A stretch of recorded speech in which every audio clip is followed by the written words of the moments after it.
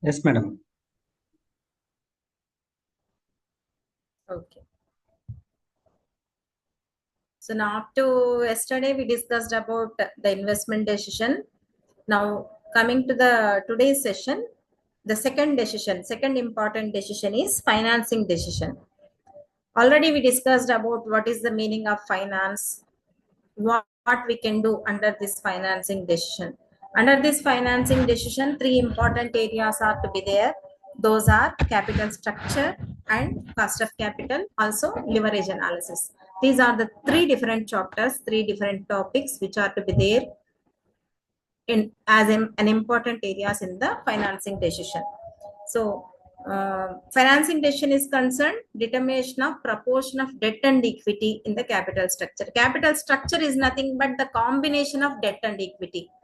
Both how much of the debt amount is to be raised by the from the investors and how much of the equity amount is to be raised by the investors.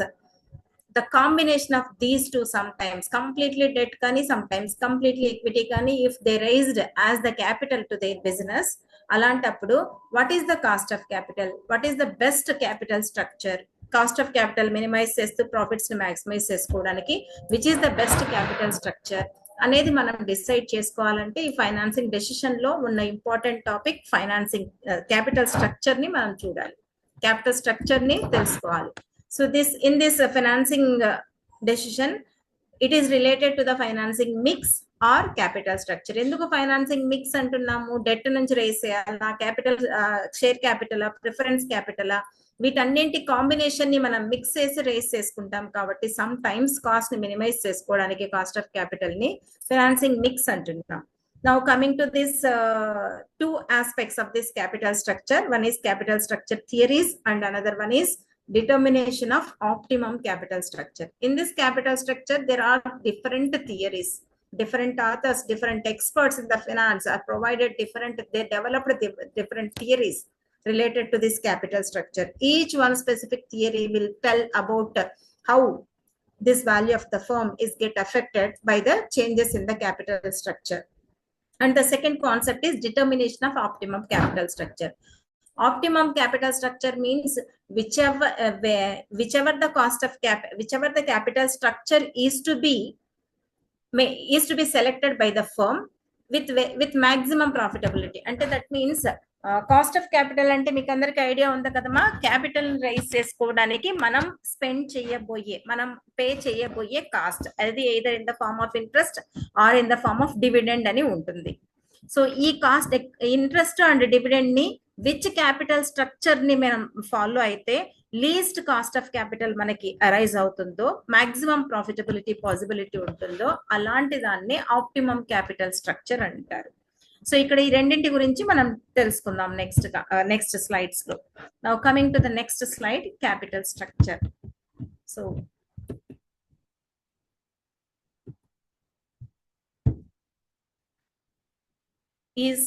slide is visible ma, capital structure slide?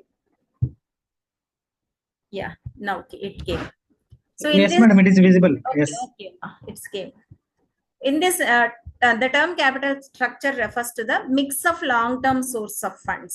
Long term source of funds means మనం ముందే discuss చేసుకున్నాం, investment లోనే long term investment, short term investment. Long term investment is for capital budgeting, short term investment is for working capital అని. నవ్వు ఇప్పుడు మనం observe చేస్తున్నది ఆ క్యాపిటల్ బడ్జెటింగ్ లో మనం ఏ సోర్సెస్ ద్వారా క్యాపిటల్ ని రేస్, అంటే లాంగ్ టర్మ్ ఫండ్ ని ఏ సోర్సెస్ ద్వారా రేస్ చేసుకోవాలనేది చూస్తున్నాం. అందుకే ఇది capital structure refers to the mix of long term sources of funds such as equity shares, reserves and surpluses, debentures. మీకు నేను ప్రొవైడ్ చేసిన పీపీటీలో ఈ సర్ప్లసెస్ అనేది టైపింగ్ మిస్టేక్ డిఫరెంట్ గా పడింది మాది, ఒకసారి మీరు కరెక్ట్ చేసుకోండి. నేను ఇందాక కరెక్ట్ చేశాను.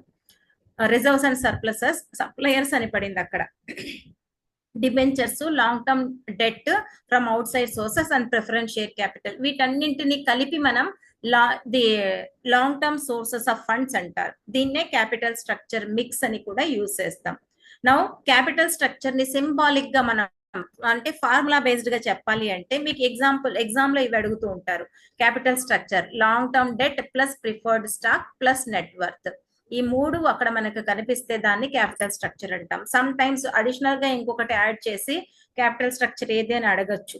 అండ్ క్యాపిటల్ స్ట్రక్చర్ కి ఇంకొక ఫార్ములా ఏముంది, total assets minus current liabilities. ఇలా 3-4 ఆప్షన్స్ ఇస్తారు. ఆ 3-4 ఆప్షన్స్ లో ఏదో ఒకటి మాత్రమే కరెక్ట్ ఆప్షన్ పెడతారు, మిమ్మల్ని ఐడెంటిఫై చేయమని అడగచ్చు.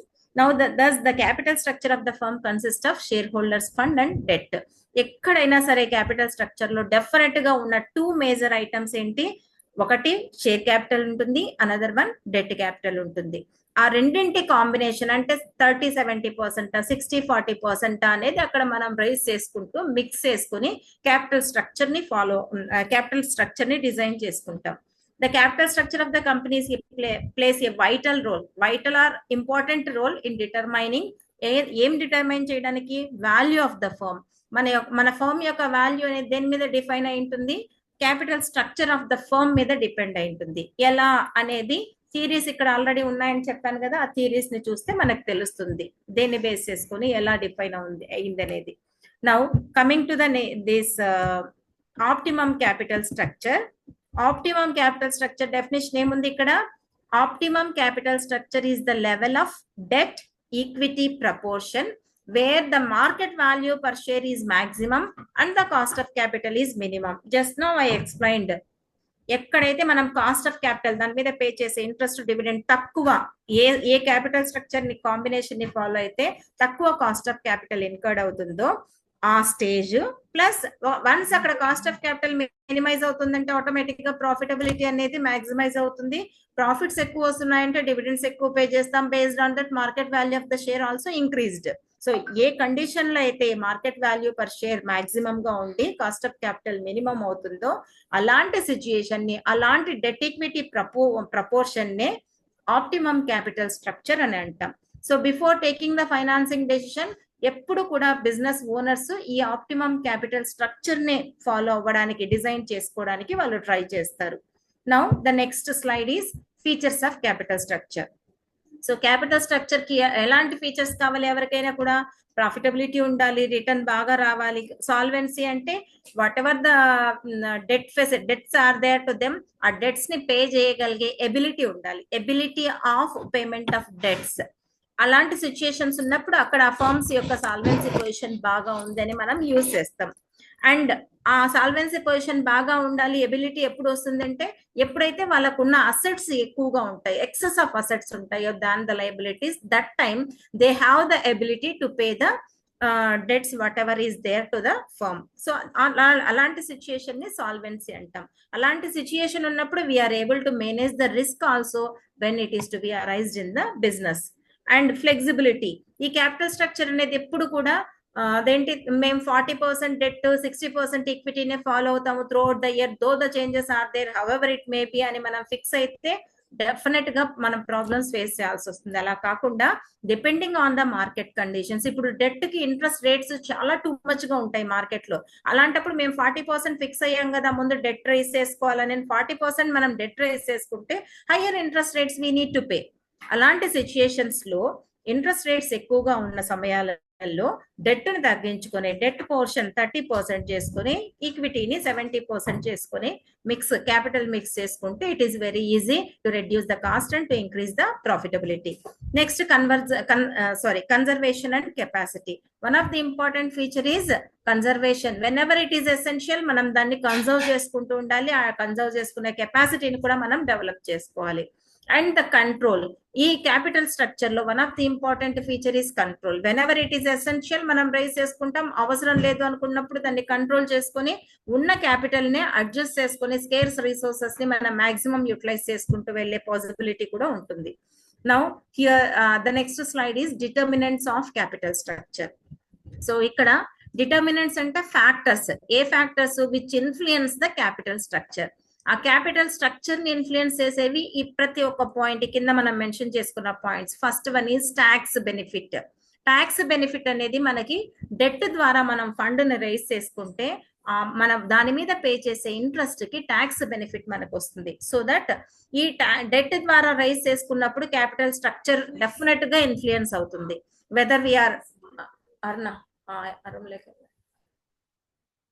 డెట్ ద్వారా మనం ఇన్ఫ్లుయెన్స్ చేసుకున్నప్పుడు డిబెంచర్ ఎక్స్పెన్స్ అనేది సమ్ టైమ్స్ తగ్గుతుంది, సమ్ టైమ్స్ రైజ్ అవుతుంది. అలా తగ్గినప్పుడు క్యాపిటల్ స్ట్రక్చర్ ఇన్ఫ్లుయెన్స్ అవుతుంది. డెట్ ద్వారా మనకి ఇంట్రెస్ట్ అమౌంట్ పెరిగినప్పుడు కూడా క్యాపిటల్ స్ట్రక్చర్ మనం మిక్స్ చేసే క్యాపిటల్ స్ట్రక్చర్, ఇందాకే నేను చెప్పాను కదా, మార్కెట్ లో ఇంట్రెస్ట్ రేట్స్ టూ మచ్ గా ఉంటే మనం డెట్ ని తగ్గించుకొని అదర్ వన్ కి ప్రిఫరెన్స్ ఇస్తాం. అలాంటప్పుడే కాస్ట్ ఆఫ్ క్యాపిటల్ ని మినిమైజ్ చేసుకోవచ్చు. అంటే అక్కడ మీనింగ్ ఏంటి, క్యాపిటల్ స్ట్రక్చర్ చేంజ్ అవుతుంది కదా, 40% ఉన్న డెట్ 30% కి వస్తుంది. అండ్ ద నెక్స్ట్ వన్ 30-70 40-60 అనేది చేంజ్ చేసుకుంటూ వెళ్ళాలి. కంట్రోల్ ఇందాక మనం ఫీచర్స్ లో డిస్కస్ చేసుకున్నాము. కంట్రోల్ అనేది completely there in the financial manager hand. So ఇక్కడ క్యాపిటల్ కాస్ట్ ఆఫ్ క్యాపిటల్ అనేది టూ మచ్ గా ఇంక్రీజ్ అవుతుంటే ఎవరి చేతిలో ఉంటుంది, who is the responsible person to control that cost? Owner. That financial manager is the responsible person. Whenever it is possible, wherever it is possible, అది debt మీద అయినా apply చేయొచ్చు, ఈక్విటీ మీద అయినా అప్లై చేయొచ్చు.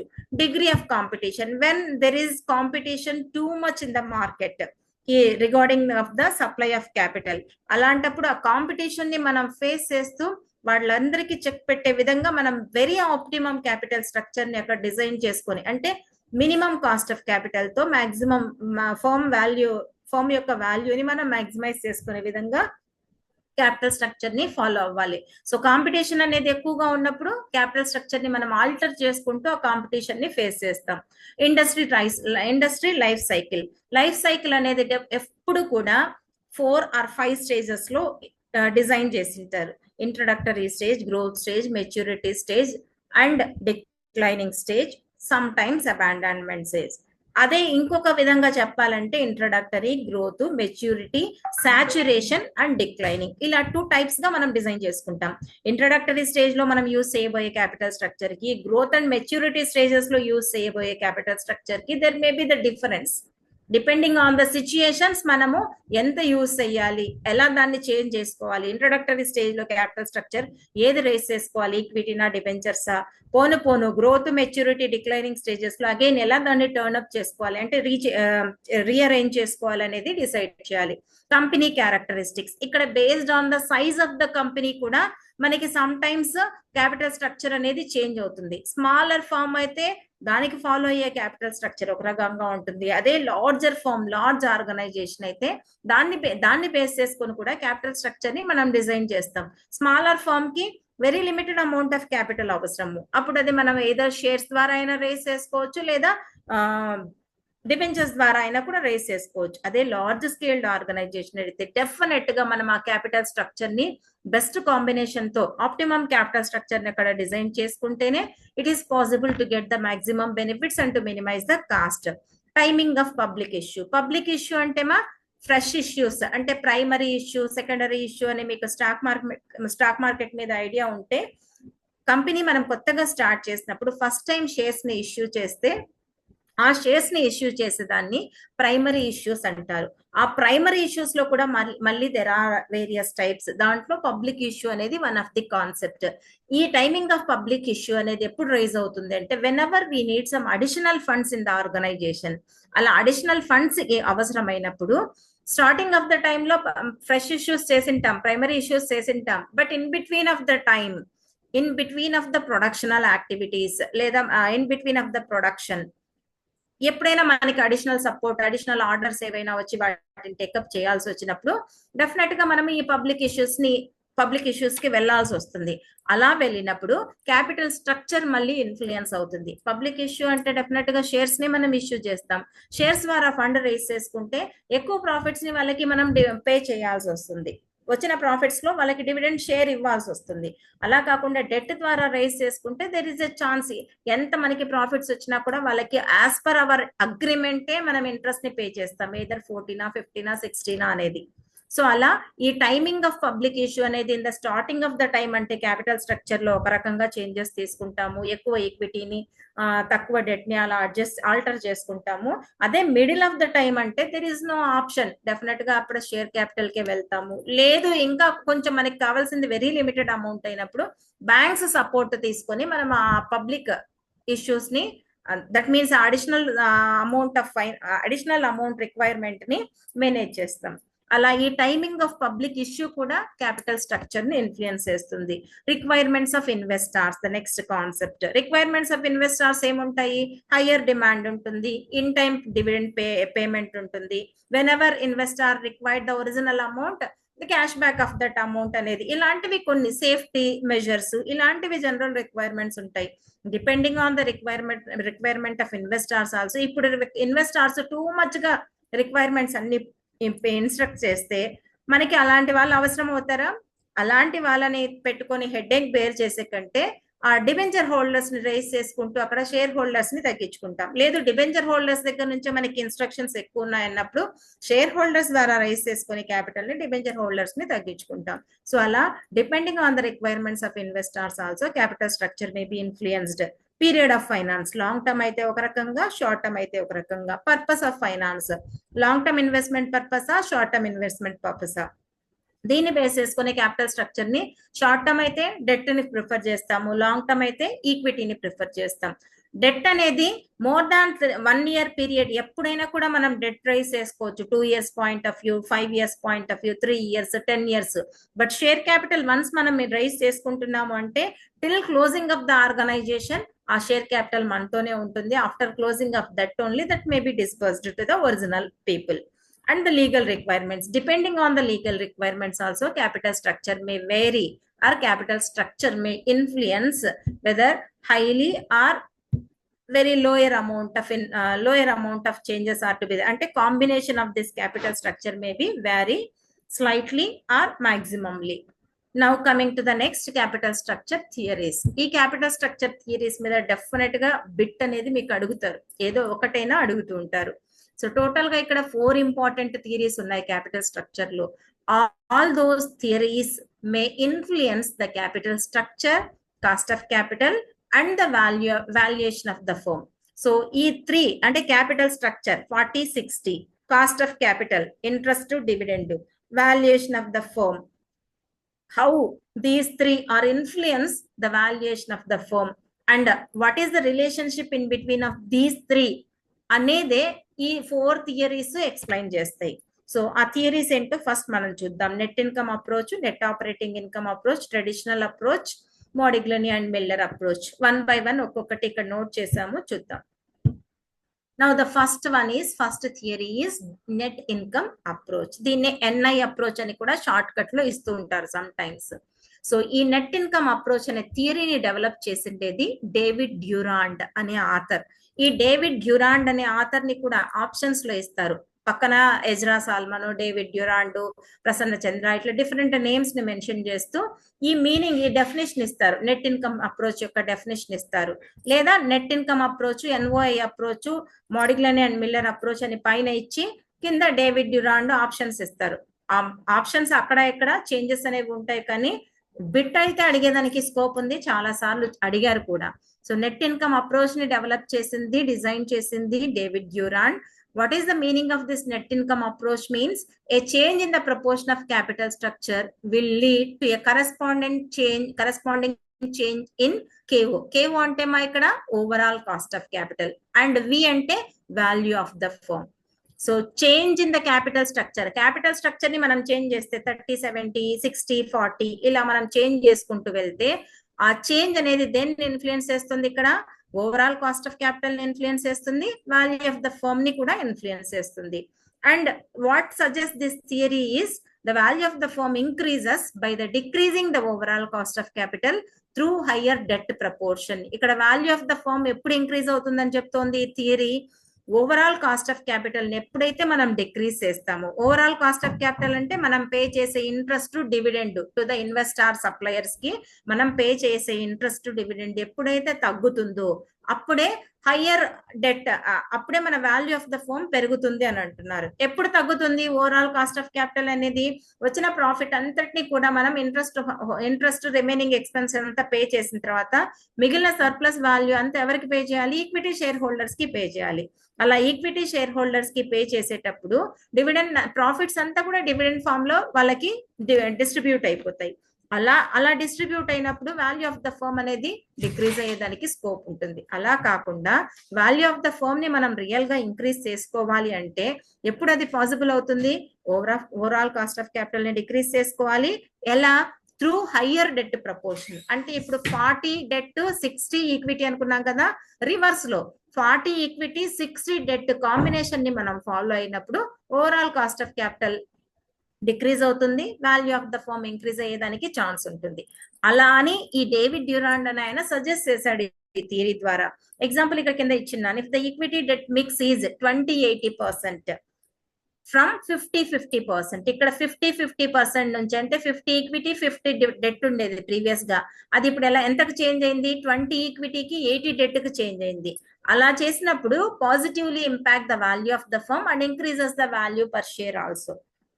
80% డెట్ ని మనం రేస్ చేస్తున్నాము, డెట్ మీద మినిమం ఇంట్రెస్ట్ పే చేస్తాం కాబట్టి వచ్చిన ప్రాఫిట్స్ అంతటిని మనం వాల్యూ ఆఫ్ ద ఫర్మ్ ని ఇంక్రీజ్ చేసుకునే దానికి, వాల్యూ పర్ షేర్ ని ఇంక్రీజ్ చేసుకునే దానికి పాసిబిలిటీ వస్తుంది. The formula to calculate average cost of capital is, ఇక్కడ యావరేజ్ కాస్ట్ ఆఫ్ క్యాపిటల్ అంటే కేఓ. ఈ కేఓనే average cost of capital, weighted average cost of capital, overall cost of capital different terms తో use చేస్తుంటారు. But ఆ symbolic గా రాసేది మాత్రం కేఓ అనే రాస్తారు. దీన్ని ఎలా మనం మెజర్ చేయాలి? కేడి అంటే cost of debt. Cost of debt అంటే ఇక్కడ కింద మెన్షన్ చేస్తున్నాను, ఇవన్నీ మీరు ఒక్కసారి చూసుకోండి ఫార్ములాలో. This is the formula to calculate average cost of capital. Now coming to the next slide, next assumptions. So in this NI approach, net income approach, by this David Durand, some assumptions are also there. What are they? There are no taxes. మనం debt ద్వారా rice చేసుకోమని suggest చేస్తున్నారు కాబట్టి maximum tax previous topic లో నేను చెప్పాను కదా, tax benefit ఉంటుందని ఫీచర్స్ చెప్పేటప్పుడు. సో ట్యాక్స్ బెనిఫిట్ పాసిబిలిటీ ఇక్కడ ఉంటుంది. ట్యాక్స్ బెనిఫిట్ పాసిబిలిటీ ఉంటుందంటే ట్యాక్సెస్ ఉండవు, అందుకే there are no taxes. And the next one is cost of debt is less than the cost of equity. Cost of debt is less than the cost of ఈక్విటీకి మనకి already answer వచ్చేసింది. Cost of equity ద్వారా మనం race చేసుకుంటే dividend ఎక్కువ pay చేయాలి. అదే 80% of capital ని డెట్ ద్వారా రేస్ చేసుకుంటే తక్కువ ఇంట్రెస్ట్ ని పే చేస్తాం కాబట్టి కాస్ట్ ఆఫ్ డెట్ అనేది ఎప్పుడు తక్కువగా ఉంటుంది than the equity. Use of debt in capital structure does not change the risk perception of the investors. Capital structure లో మనం డెట్ పోర్షన్ ని ఎక్కువగా యూజ్ చేయడం వలన there is no change in the risk perception of the investors. కాబట్టి వాళ్ళు ఎలా అయినా యూజ్ చేసుకోవచ్చు. Cost of debt and cost of equity remain constant. ఈ ఎన్ఐ అప్రోచ్ లో cost of debt, cost of equity రెండు కూడా కాన్స్టెంట్ గా ఉంటాయి. By the changes in the market conditions ఇవి ఫ్రీక్వెంట్ గా చేంజెస్ అనేవి అవుతూ ఉండవు. అలా చేంజెస్ అయితే వెంటనే మనం దాన్ని చేంజ్ చేసుకుంటున్నాం కదా కాంబినేషన్స్ ని, సో దాదాపు అవి కాన్స్టెంట్ గా ఉంటాయి. These are the main assumptions of the NI approach. Now the second theory is net operating income approach. దీన్ని షార్ట్ కట్ లో NOI approach అంటారు. లైక్ దట్ NI అప్రోచ్ ఈ థియరీని కూడా అంటే net operating income theory NOI approach ని కూడా develop చేసింది David Durand. Author is same, there is no difference. So ఇప్పుడు NI అప్రోచ్ అయినా NOI అప్రోచ్ అయినా ఆథర్ ఈస్ సేమ్. ఎవరు? David Durand is proponed both the theories. And valuation of the firm is irrelevant to the capital structure. Irrelevant అనేది ఇక్కడ green colour లో పెట్టినాను. ఇప్పుడు NOI approach is రిలెవెంటా ఇర్రిలెవెంటా అని అంటారు అని క్వశ్చన్ రైజ్ చేస్తారు. అప్పుడు మీరు అక్కడ మెన్షన్ చేయాల్సింది irrelevant. Valuation of the firm is irrelevant to the capital structure. Valuation of the firm does not affected by the change in the proportion of debt. అదే NI approach అయితే by the change in the proportion of debt valuation of the firm is also changed. But ఇక్కడ by the change in the proportion of debt valuation of firm is not to be change, it does not affected అంటున్నారు. అందుకే ఇది ఇర్రిలెవెంట్ theory అవుతుంది. అదే NI approach relevant theory అవుతుంది. ఇది మాత్రం గుర్తుపెట్టుకోండి. రెండింటిని డేవిడ్ డ్యూరాండే ప్రపోజ్ చేశారు, కానీ NI approach relevant theory, NOI approach is irrelevant theory. The formula to calculate market value of the firm is here. This is ఇక్కడ కింద దీని గురించి కూడా మెన్షన్ చేసిందమ్మా. assumptions, there are no corporate taxes. ఇక్కడ కూడా taxes అనేవి ఉండవు. Why? Because debt ఇక్కడ కూడా ప్రిఫర్ చేస్తున్నారు కదా. Cost of debt remain constant at all levels of debt. Debt percentage 40% ఉన్నా, 30% ఉన్నా, 80% ఉన్నా డెట్ పర్సంటేజ్ ఇంట్రెస్ట్ రేట్ లో మాత్రం మార్పు ఉండదు. So that cost of debt is constant, it remains constant. Overall cost of capital remains constant. Cost of debt constant గా ఉంటే overall cost of capital ఎలాగో కాన్స్టెంట్ గానే ఉంటుంది. So these are the 3 important assumptions under this NOI approach. Change అనేది దానికి దీనికి ఒకటే, value of the firm అక్కడ ఎఫెక్ట్ అవ్వదు, ఇక్కడ ఎఫెక్ట్ అవుతుంది. Now the next third one is traditional or intermediate approach. So ఈ ట్రెడిషనల్ అప్రోచ్ ని చాలా చోట్ల ఉడికే ట్రెడిషనల్ థియరీ అనే ఉంటుంది. దీన్ని in other sense we can called as intermediate approach అని అంటాం. So this intermediate approach is to be developed by the Ezra Solomon and Fred Weston. ఇది NI అప్రోచ్ కి NOI అప్రోచ్ కి మిడ్వేగా వర్క్ అవుతుంది. అంటే ఇంటర్మీడియట్ అప్రోచ్ అని ఎందుకు అంటున్నాము, రెండింటి మిక్స్, రెండింటి యొక్క జిస్ట్ ని ఇక్కడ మనం తీసుకొని ఈ ట్రెడిషనల్ థియరీని డెవలప్ చేశారు. That's why traditional theory is to be called as intermediate approach. It is to be provided designed by the Ezra Solomon and Fred Weston. దీన్నే మిడ్వే అప్రోచ్ గా కూడా యూజ్ చేస్తారు. Midway between what NI and NOI. ఈ intermediate approach, midway approach అని కూడా దీనికి other names గా use చేస్తుంటారు.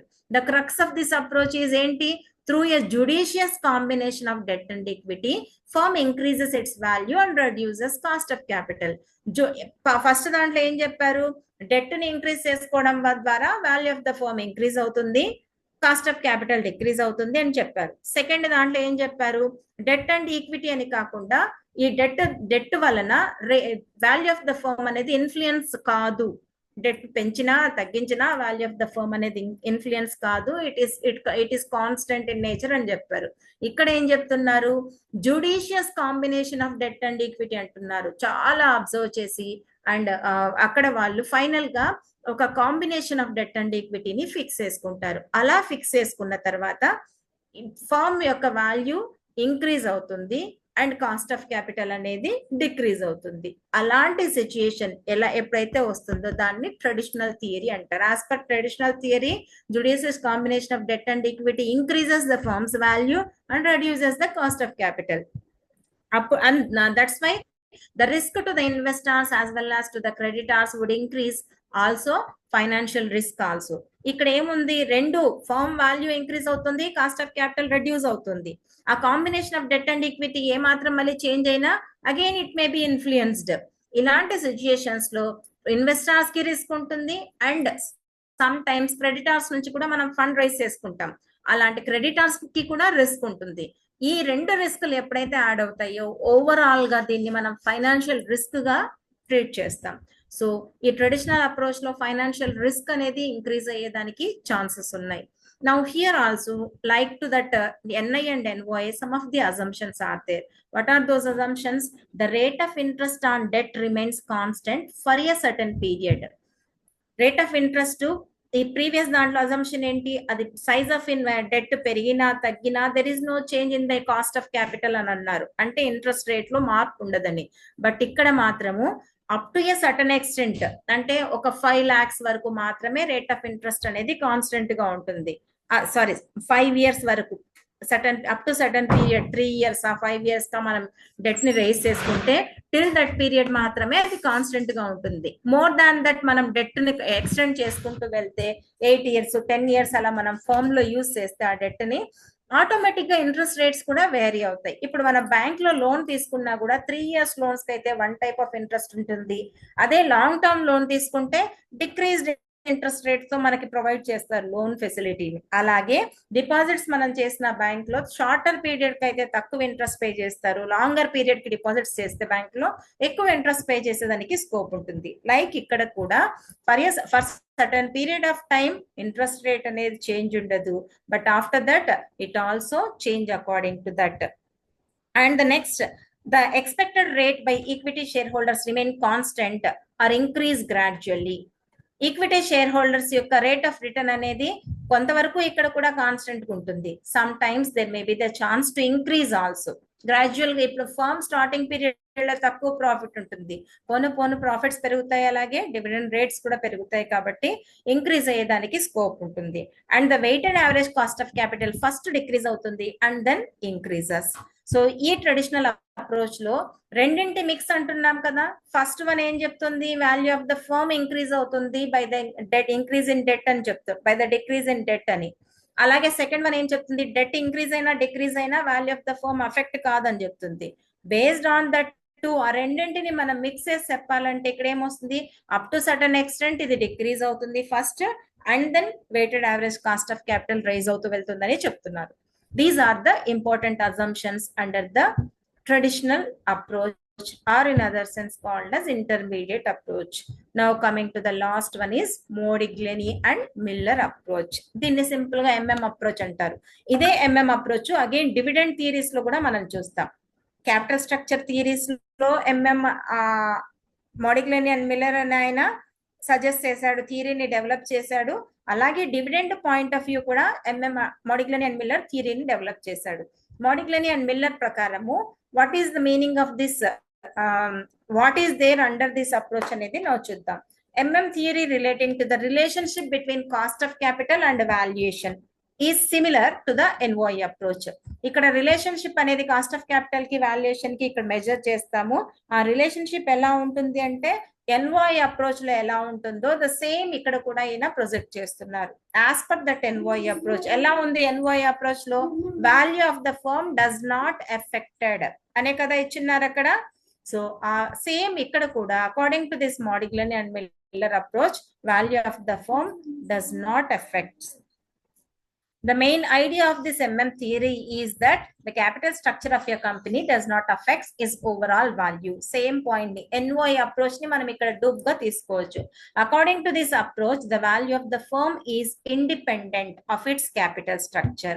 Ee approach prakaram em cheptunnadina, value of the firm anedi independent in nature. It does not influence according to the changes in any of the capital structure. That's why independency ni ikkada ina focus chestunnaru. Value of the firm అనేది ఒక independent factor, అది dependent factor కాదు.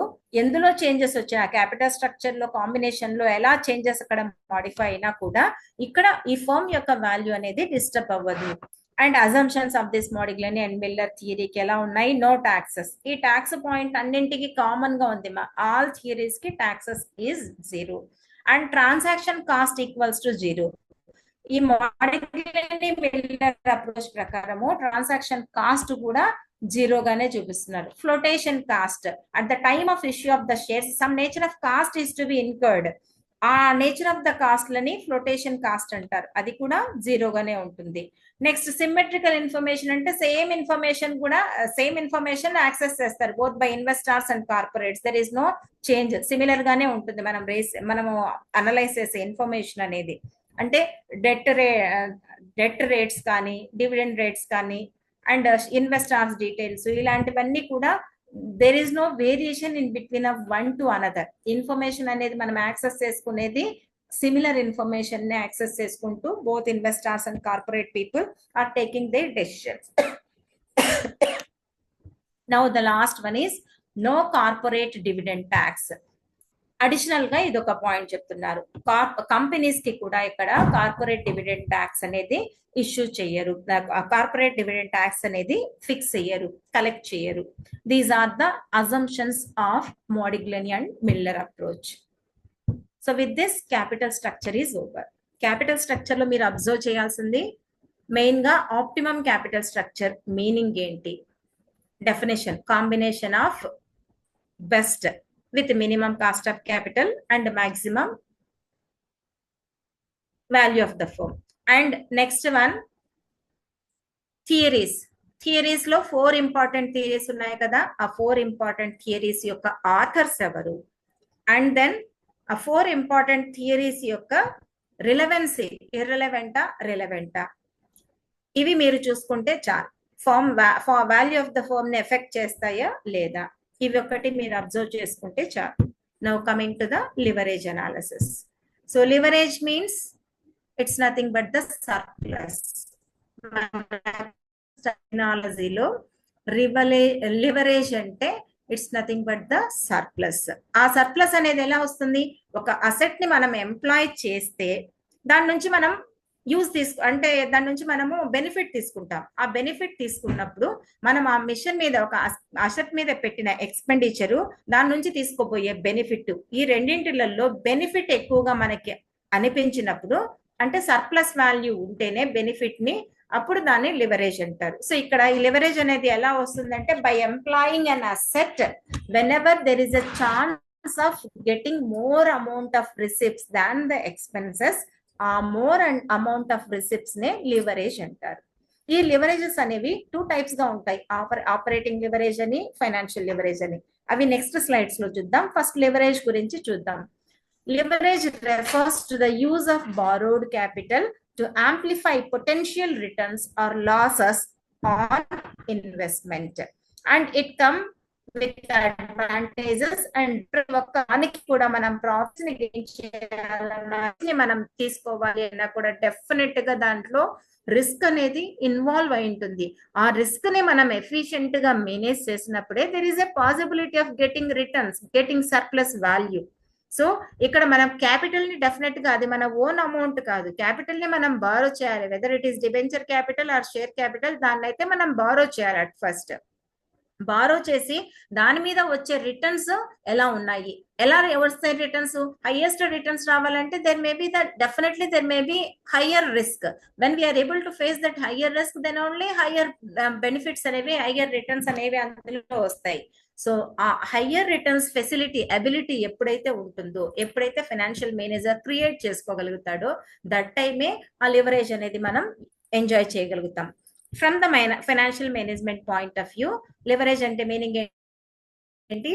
The firm's ability to use fixed cost assets or sources of funds to magnify the returns to its owners. అంటే ఏమని, ఆ firm యొక్క assets ని sources of funds అంటే క్యాపిటల్ ని బెస్ట్ యూజ్ చేస్తూ, అంటే ప్రాపర్ యూజ్ చేస్తూ, ability to use, efficient use of fixed assets and sources of funds. ఎందుకు అంత ఎఫిషియెంట్ యూజ్ చేయాలి? టు మ్యాగ్నిఫై ద రిటర్న్స్, అంటే టు ఇంక్రీజ్ ద ప్రాఫిట్స్. ఆ ప్రాఫిట్స్ ఇంక్రీజ్ అయితే who are the beneficiaries? Owners is the beneficiaries. So returns అనేవి ఎవరికి reach అయ్యే విధంగా అక్కడ మ్యాగ్నిఫై చేయాలి? ఓనర్స్ కి రీచ్ అయ్యే విధంగా మ్యాగ్నిఫై చేయాలి. ఎప్పుడు ఓనర్స్ కి రీచ్ అవుతాయి? After meeting all the expenditure, office expenses, preference dividend, rest of the amount మాత్రమే ఈక్విటీ షేర్ హోల్డర్స్ తీసుకుంటారు. దాన్నే ఎర్నింగ్ పర్ షేర్ అంటారు. ఈక్విటీ షేర్ హోల్డర్స్ వరకు మనం ప్రాఫిట్ షేర్ వెళ్ళాలి అంటే, ఎంత ఎక్కువ ప్రాఫిట్స్ ని మనం రైజ్ చేసుకుంటే అంత ప్రాఫిట్ ఆ ఈక్విటీ షేర్ హోల్డర్స్ కి ఫండ్ రైజ్ అవుతుందో అంతవరకు మ్యాగ్నిఫై చేయాలని దాని మీనింగ్.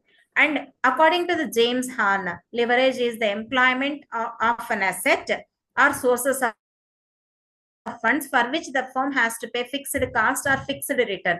Similar to that, ఇక్కడ కూడా employment of an asset, ఆ అసెట్ ని మనం ఎంప్లాయ్ చేసుకుంటాం, ఎంప్లాయ్ చేసుకున్న దాని మీద వాళ్ళకి ఇంట్రెస్ట్ డివిడెండ్ పే చేస్తాం. ఆ పోను రిమైనింగ్ అమౌంట్ మనకి సర్ప్లస్ వాల్యూగా మిగలాలి. హియర్ ఫిక్స్డ్ కాస్ట్ అంటే ఆపరేటింగ్ కాస్ట్, ఫిక్స్డ్ రిటర్న్స్ అంటే ఫైనాన్షియల్ కాస్ట్. ఈ రెండు కూడా, fixed cost and fixed returns remains constant irrespective of the level of output. Level of output 20,000 అయినా, 10,000 అయినా, 50,000 అయినా, ఫిక్స్డ్ కాస్ట్ అనేది అంటే కాన్స్టెంట్ గా ఉండాలి. రిటర్న్స్ అనేవి కూడా అలాగే కాన్స్టెంట్ గా ఉండాలి. రిటర్న్స్ ఎప్పుడు వస్తాయి? ఫైనాన్షియల్ డీలింగ్స్ ని మనం ప్రాపర్ గా మేనేజ్ చేయగలిగితే డెఫినెట్ గా మనకి, అంటే ఇంట్రెస్ట్ ని తగ్గించుకొని, డివిడెండ్ పేమెంట్ ని కూడా తగ్గించుకుంటే ప్రాఫిట్స్ అనేవి ఎక్కువగా రైజ్ అయ్యేదానికి స్కోప్ ఉంటుంది. Now coming to the 1 by 1 types, classification of leverage analysis. ఈ లివరేజ్ అనాలిసిస్ లో there are 3 types: operating leverage, financial leverage, combined leverage. What is operating leverage? ఎందుకు అక్కడ మనం ఆపరేటింగ్ లివరేజ్ అంటున్నామంటే, ఫర్మ్ లో మనం ప్రొడక్షనల్ యాక్టివిటీ స్టార్ట్ చేస్తాం, అంటే ఆ ప్రాసెస్ ఏమంటాం? ఆపరేషనల్ యాక్టివిటీస్ అంటాం. ప్రొడక్షన్ చేసే ప్రాసెస్ ని ఆపరేటింగ్, అంటే ఫర్మ్ లో ఆపరేషన్స్ కంటిన్యూ అవుతున్నాయనే కదమ్మా చెప్తాం. సో ఆపరేషనల్ యాక్టివిటీస్ అంటాం. అలా ప్రొడక్షన్ ప్రాసెస్ స్టార్ట్ చేసి raw material, labour, overheads, machinery, వీటన్నింటి సపోర్ట్ తో ఎప్పుడైతే మనం ప్రొడక్షన్ ప్రాసెస్ ని స్టార్ట్ చేస్తామో, ఆ ప్రాసెస్ లో సమ్ ఎక్స్పెండిచర్ ఇన్కర్డ్ అవుతుంది. లేబర్ చార్జెస్ అని, ఓవర్ హెడ్ చార్జెస్ అని, రా మెటీరియల్ మెటీరియల్ కాస్ట్ అని, asset usage, power charges, building rent, ఇవన్నీ కూడా మనకి వస్తాయి. వాటన్నింటినీ మీట్ అవుతూ, అంటే వాటన్నింటినీ క్రాస్ చేస్తూ ఎప్పుడైతే మనకి రిటర్న్స్ వస్తాయో అప్పుడే మనకు అక్కడ ఆపరేటింగ్ లివరేజ్ ఉంటుంది. అంటే మనకు రాబోయే ప్రాఫిట్ అనేది మనం ప్రొడక్షనల్ ప్రాసెస్ లో ఇన్వాల్వ్ అయ్యే యాక్టివిటీస్ యొక్క కాస్ట్ అంతటికంటే కూడా ఎక్కువగా హయ్యర్ అమౌంట్ ఎప్పుడైతే పాసిబిలిటీ ఉంటుందో దాన్ని ఆపరేటింగ్ లివరేజ్ అంటారు. Operating leverage is nothing but the amount what we collect, excess amount what we received after meeting all the productional expenses in the organization అనే simple గా చెప్పుకోవచ్చు. అండ్ ఇక్కడ ఈ operating leverage ని ఎలా మెజర్ చేయాలి అంటే డిగ్రీస్ తో, ఈ ఆపరేటింగ్ లివరేజ్ లో అంతా పర్సంటేజెస్ అనో టైమ్స్ అనో రాదు, మా ఇక్కడ డిగ్రీస్ ఆఫ్ ఆపరేటింగ్ లివరేజ్ అని యూజ్ చేస్తాం. సో ఈ ఆపరేటింగ్ లివరేజ్ అనేది ఎలా ఉంది, హయ్యర్ ఉందా లోయర్ ఉందా అనేది తెలుసుకోవాలంటే this is the formula to calculate degree of operating leverage. What says this degree of operating leverage? It may be defined as the change in the percentage of operating income for the change in the percentage of sales revenue. Sales రెవెన్యూలో వచ్చే change ఎంత ఉంది, operating income లో వచ్చే change ఎంత ఉంది, ఈ రెండింటిని బేస్ చేసుకుని డిగ్రీ ఆఫ్ ఆపరేటింగ్ లివరేజ్ ని మనం ఈజీగా మెజర్ చేయొచ్చు. అండ్ దీనికి ఇంకొక ఫార్ములా ఉంది. మనకి ఇచ్చిన డేటాని బట్టి percentage change in EBIT, percentage change in sales possibility data ఉంటే అక్కడ దాన్ని వేసుకుని ఈ ఫార్ములా వేసి క్యాల్కులేట్ చేసి డివైఎల్ క్యాల్కులేట్ చేస్తాము. సపోజ్ ప్రాబ్లం లో sales, variable cost, fixed cost ఇలాంటి ఇన్ఫర్మేషన్ ఉన్నప్పుడు ఇప్పుడు చెప్పబోయే formula contribution divided by operating profit వేసుకొని డివైఎల్ ని క్యాల్కులేట్ చేస్తాం. సో ఇక్కడ కాంట్రిబ్యూషన్ అనేది ఎలా వస్తుంది, సేల్స్ నుంచి వేరియబుల్ కాస్ట్ ని తీసేస్తే వచ్చేదే కాంట్రిబ్యూషన్. సో ప్రాబ్లం లో మనకి సేల్స్ వేరియబుల్ కాస్ట్ డేటా ఉంటే sales minus variable cost divided by operating profit. Operating profit ఎలా వస్తుంది, sales minus variable cost minus fixed cost చేస్తే వచ్చేది ఏంటి, గ్రాస్ ప్రాఫిట్. ఈ గ్రాస్ ప్రాఫిట్ నే మనం ఆపరేటింగ్ ప్రాఫిట్ అని కూడా అంటాం. ఈ ఆపరేటింగ్ ప్రాఫిట్ నే ఇంకొక విధంగా earnings before interest and taxes, అంటే దెర్ ఇస్ నో డిఫరెన్స్. ఇక్కడ ఏంటి, గ్రాస్ ప్రాఫిట్ అన్నా ఆపరేటింగ్ ప్రాఫిట్ అన్నా EBIT earnings before interest and taxes అన్నా కూడా same, there is no change. ఇది ఎలా వస్తుంది, సేల్స్ ఫస్ట్ జరుగుతాయి, సేల్స్ నుంచి వేరియబుల్ కాస్ట్ ని లెస్ చేస్తాం, వచ్చేది కాంట్రిబ్యూషన్, కాంట్రిబ్యూషన్ నుంచి మళ్ళీ ఫిక్స్డ్ కాస్ట్ ని డిక్రీజ్ చేస్తే లెస్ చేస్తే వచ్చేదే ప్రాఫిట్. ఆ ప్రాఫిట్ ని గ్రాస్ ప్రాఫిట్ అంటాం. Gross profit in other sense called as operating profit or EBIT అని యూజ్ చేస్తాం. ఈ ఆపరేటింగ్ లివరేజ్ అనేది సమ్ టైమ్స్ ఫేవరబుల్ గా ఉంటుంది అండ్ సమ్ టైమ్స్ అన్ఫేవరబుల్ గా కూడా ఉంటుంది. ఎప్పుడు ఫేవరబుల్ ఎప్పుడు అన్ఫేవరబుల్ అంటే higher degree of operating leverage అనేది హయ్యర్ డిగ్రీ ఆఫ్ రిస్క్ ని కూడా మనకు చూపిస్తుంది. ఎప్పుడు మనం హయ్యర్ డిగ్రీ ఆఫ్ రిస్క్ చూస్తామో అక్కడ అది అన్ఫేవరబుల్ సిచ్యుయేషన్ గా మనం ట్రీట్ చేయొచ్చు. బట్ అదే అన్ఫేవరబుల్ సిచ్యుయేషన్ ని మనం ఫేవరబుల్ గా కన్వర్ట్ చేసుకోవాలంటే we need to show our efficiency in managing the operational activities in the firm at the time of production. అప్పుడు ఎఫిషియెంట్ గా మేనేజ్ చేసుకొని రిస్క్ ని రెడ్యూస్ చేసుకోవచ్చు, రిస్క్ ని మేనేజ్ చేయొచ్చు, ప్రాఫిట్స్ ని ఇంక్రీజ్ చేసుకోవచ్చు. This is the formulas about operating leverage. Operating leverage అనేది ఎక్కడ వస్తుంది, సేల్స్ నుంచి వేరియబుల్ కాస్ట్ ని ఫిక్స్డ్ కాస్ట్ ని తీసేస్తే వచ్చేదే ఆపరేటింగ్ ప్రాఫిట్. దాన్నే ఆపరేటింగ్ లివరేజ్ అని కూడా ట్రీట్ చేస్తారు. దీని ఇన్ అదర్ సెన్స్ ఈబిఐటి అని యూజ్ చేస్తాం.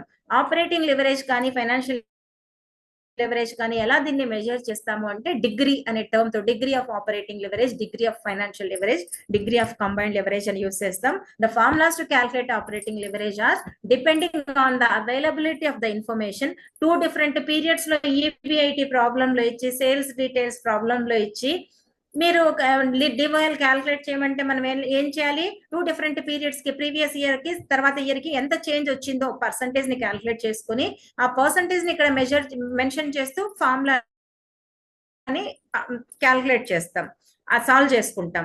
అదే కింద ఇచ్చిన ఫార్ములాలో sales, variable cost, fixed cost details కన్నా ప్రాబ్లమ్ లో మనకి ఇస్తే ఆ డీటెయిల్స్ ని మనం ప్రాబ్లమ్ లో ఫార్ములాలో ఇంప్లిమెంట్ చేసుకుంటూ వాల్యూని డిటర్మైన్ చేస్తాం. So this is about DOL. Now coming to the second, financial leverage.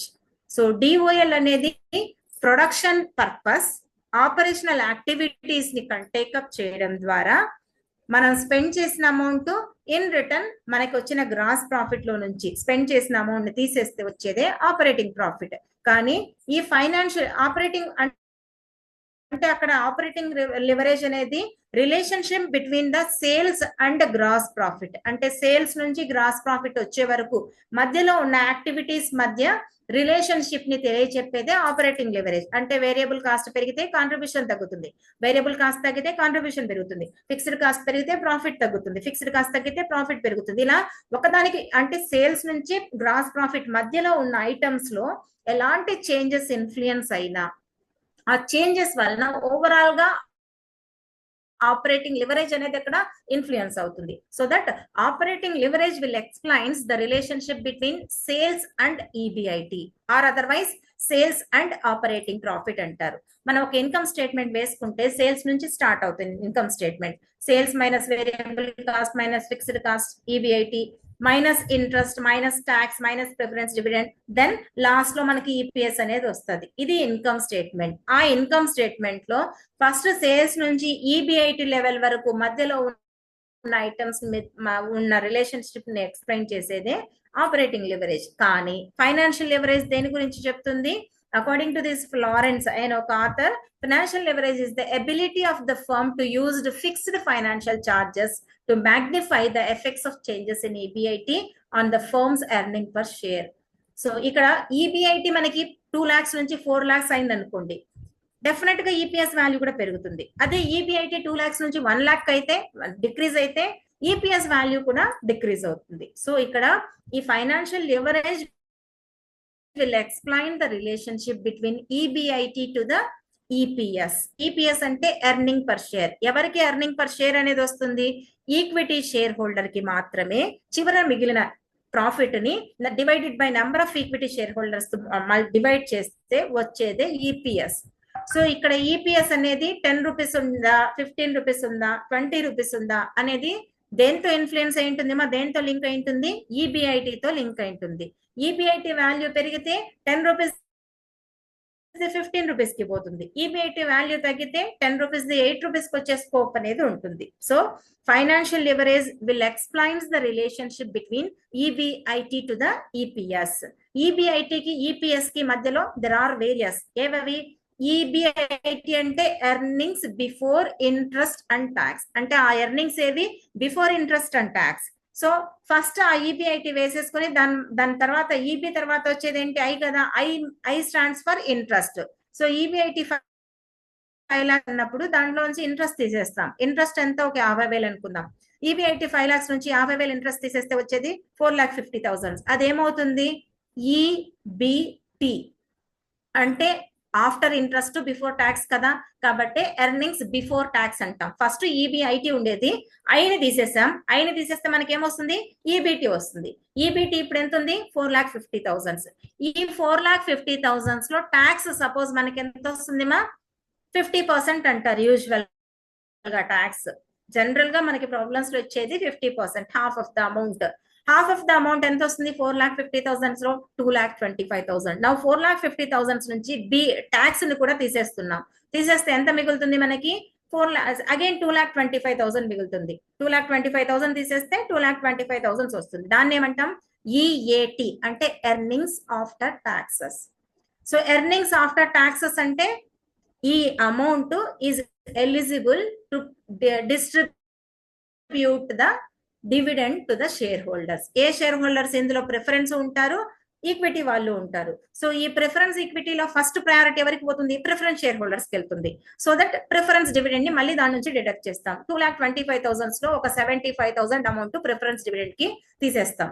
So అప్పుడు మనకి ఎంత మిగులుతుంది? అట్ లాస్ట్ 75,000 పోతుందంటే 1,50,000 మిగులుతుంది. సో నవ్ ఈ 1,50,000 is eligible to distribute the dividend among the equity shareholders.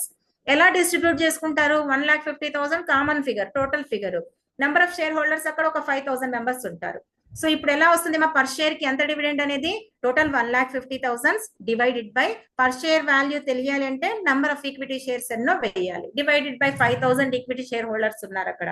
So 1,50,000 divide by 5 వేసుకుంటే అప్పుడు per share value ఎంత? 3. అంతే కదా. 5 3s 15 కదా. సో ఇలా మనం ఈపీఎస్ ని క్యాల్కులేట్ చేసుకుంటాం. ఇలా ఈపీఎస్ ని క్యాల్కులేట్ చేసుకుని పర్ షేర్ కి వాళ్ళు ఎంత ఎర్నింగ్ ఎర్న్ చేయబోతున్నారు. ఇదంతా ఎలా తెలిసింది మనకి? ఈబిఐటి అనేది 5 lakhs ఉంటే పర్ షేర్ వాల్యూ ఇప్పుడు ఎంత వస్తుంది? 5,000 వస్తుంది. అదే ఈబిఐటి అనేది 10 lakhs వెళ్ళినప్పుడు 5,000 10,000 అవుతుంది. అదే ఈబిఐటి 3 lakhs వచ్చినప్పుడు 5,000 3,000 అయ్యేదానికి స్కోప్ ఉంటుంది. ఇలా the relationship between EBIT and EPS will explain by this financial leverage. Financial leverage అనేది ఈ రెండింటి మధ్య రిలేషన్షిప్ ని తెలియజేస్తుంది. అదే ఆపరేటింగ్ లెవరేజ్ దేని రిలేషన్షిప్ ని తెలియజేస్తుంది? సేల్స్ కి ప్రాఫిట్ కి మధ్య ఉన్న రిలేషన్షిప్ ఆపరేటింగ్ లెవరేజ్ తెలియజెప్తే ప్రాఫిట్ కి డివిడెండ్ అంటే equity per share earnings per share కి మధ్య ఉన్న డిఫరెన్స్ ని ఫైనాన్షియల్ లివరేజ్ ఎక్స్ప్లెయిన్ చేస్తుంది. ఈ ఫైనాన్షియల్ లివరేజ్ ని ఎలా క్యాల్కులేట్ చేయాలి? EBIT or operating profit divided by EBT అంటే టాక్సబుల్ ఇన్కమ్. ఇంట్రెస్ట్ తీసేసిన తర్వాత ఇంట్రెస్ట్ అనేది ఇక్కడ నో ట్యాక్స్ అనే మనకి ప్రతి థియరీలో కూడా అదే కదా చెప్పారు. సో ఇంట్రెస్ట్ కి ట్యాక్స్ ఉండదు కాబట్టి ఫస్ట్ మనం ఎర్నింగ్స్ నుంచి ఇంట్రెస్ట్ ని డిడక్ట్ చేస్తాం. ఇంట్రెస్ట్ డిడక్ట్ చేసిన తర్వాత వచ్చే ప్రాఫిట్ టాక్సబుల్ ఇన్కమ్ కాబట్టి దాన్ని ఈబిటి అంటారు. సో ఈ ఫార్ములా ఏంటి? మా ఫైనాన్షియల్ లివరేజ్ క్యాల్కులేట్ చేయాలంటే ఈబిఐటి డివైడెడ్ బై ఈబిటి. కన్ఫ్యూజ్ అవ్వకండి, టర్మ్స్ లెటర్స్ అనేవి ఒకటే రకంగా ఉంటాయి. ఈబిఐటి ఈబిటి అది న్యూమరేటరా డెనామినేటరా మీరు పొరపాటున ఈబిటిని పైకి తీసుకెళ్తే ప్రాబ్లమే రాంగ్ అవుతుంది. So first EBIT divided by EBT ఇది వేసైనా ప్రాబ్లం చేయొచ్చు. ప్రాబ్లం లో మనకి operating profit, sales, variable cost, fixed cost details ఇచ్చి ట్యాక్స్ పర్సంటేజ్ ఇలాంటి ఇంట్రెస్ట్ రేటు ఇలాంటి డీటెయిల్స్ ప్రాబ్లం లో ఉంటే ఈ ఫార్ములాని అప్లై చేసి మనం కనుక్కుంటాం. లివరేజ్ ని ఫైనాన్షియల్ లివరేజ్ ని క్యాల్కులేట్ చేస్తాం. అదే డిగ్రీ ఆఫ్ ఫైనాన్షియల్ లివరేజ్ అనేది ఇంకొక ఫార్ములా ద్వారా కూడా అంటే based on the availability of the data 2 different periods లో ఈపీఎస్ వాల్యూ ఇచ్చింటారు. 2 different periods లో ఈబిఐటి వాల్యూ కూడా వాళ్ళే క్యాల్కులేట్ చేసి ఇచ్చింటారు. అలా ఇచ్చినప్పుడు పర్సంటేజ్ ఫార్ములా అంటే లాస్ట్ ఇయర్ కి ఈ ఇయర్ కి ఈపీఎస్ ఎంత పెరిగింది, how much percentage is increased from last year to this year, how much EBIT is increased from last year to this year. ఆ పర్సంటేజ్ ని క్యాల్కులేట్ చేసి just we need to plot the data, percentage data of EPS and percentage data of EBIT వేస్తే మనకు వచ్చేదే financial leverage DFL. ఇక్కడ గుర్తుపెట్టుకోండి జాగ్రత్తగా, percentage change in EPS divided by percentage change in EBIT. అంటే EPS చివరిన మనం కనుక్కునే ఐటమ్ ఇన్కమ్ స్టేట్మెంట్ లో ఆ చివరిన కనుక్కునేది ఇక్కడ న్యూమరేటర్ అవుతుంది. మధ్యలో ఉన్న ఈబిఐటి డెనామినేటర్ కిందికి వస్తుంది. దీన్ని మిస్ అయిపోయి పొరపాటున మీరు పైన ఇక్కడ ఈబిఐటి ఫస్ట్ వేసుకొని ఈబిటి నెక్స్ట్ న్యూమరేటర్ డెనామినేటర్ వేసుకున్నాం కదా అని ఈ ఫార్ములాలో కూడా ఈబిఐటిని పైకి తీసుకొస్తే ప్రాబ్లం రాంగ్ అవుతుంది. Now, a financial leverage may be sometimes positive and sometimes negative. ఎప్పుడు అది ఫేవరబుల్ గా ఉంటుంది? when the firm earns more on the assets purchased with the funds than the fixed cost of their use. అంటే మనం assets దగ్గర more funds ని ఎప్పుడైతే మనం మేనేజ్ చేయగలుగుతామో, ఎర్న్ చేయగలుగుతామో దాన్ ద కాస్ట్, మనం పే చేసే కాస్ట్ కంటే, అప్పుడు అలాంటి లివరేజ్ ని ఫేవరబుల్ లివరేజ్ అంటాం. అంటే ఫర్మ్ యాక్సెప్ట్ చేస్తుంది. అదే అన్ఫేవరబుల్ ఎప్పుడవుతుంది? మనం పే చేయబోయే కాస్ట్ మనకు వచ్చే ఎర్నింగ్స్ కంటే కూడా ఎక్కువగా ఉంటే అది అన్ఫేవరబుల్ లివరేజ్ అవుతుంది. ఫేవరబుల్ లివరేజ్ అంటే ఎర్నింగ్స్ ఎక్కువ ఉండాలి దాన్ ద కాస్ట్. అదే అన్ఫేవరబుల్ అంటే కాస్ట్ ఎక్కువ ఉండి ఎర్నింగ్స్ తక్కువ ఉన్నప్పుడు అన్ఫేవరబుల్ ఫైనాన్షియల్ లివరేజ్ ఉన్నట్టు. అలా అన్ఫేవరబుల్ ఫైనాన్షియల్ లివరేజ్ ఉన్నప్పుడు ఆ ఫైనాన్షియల్ మేనేజర్ యొక్క ఎఫిషియన్సీ అక్కడ ఎఫెక్టివ్ గా లేదు. They need to remodify, rechange or improve the efficiency in that particular aspect. Financial leverage బాగలేకపోతే దేన్ని చూసుకోవాలి? Cost of capital and dividend. అంటే క్యాపిటల్ స్ట్రక్చర్ ని వాళ్ళు రీఅరేంజ్ చేసుకుంటే ఫైనాన్షియల్ లివరేజ్ అనేది ఎఫెక్టివ్ గా వాళ్ళు మేనేజ్ చేసుకునే దానికి పాసిబిలిటీ ఉంటుంది. Now coming to the last one is combined leverage. Combined అని ఎందుకు అంటున్నాము? బోత్ ఆపరేటింగ్ అండ్ ఫైనాన్షియల్ రెండింటి యొక్క మిక్సే కంబైన్డ్ లివరేజ్.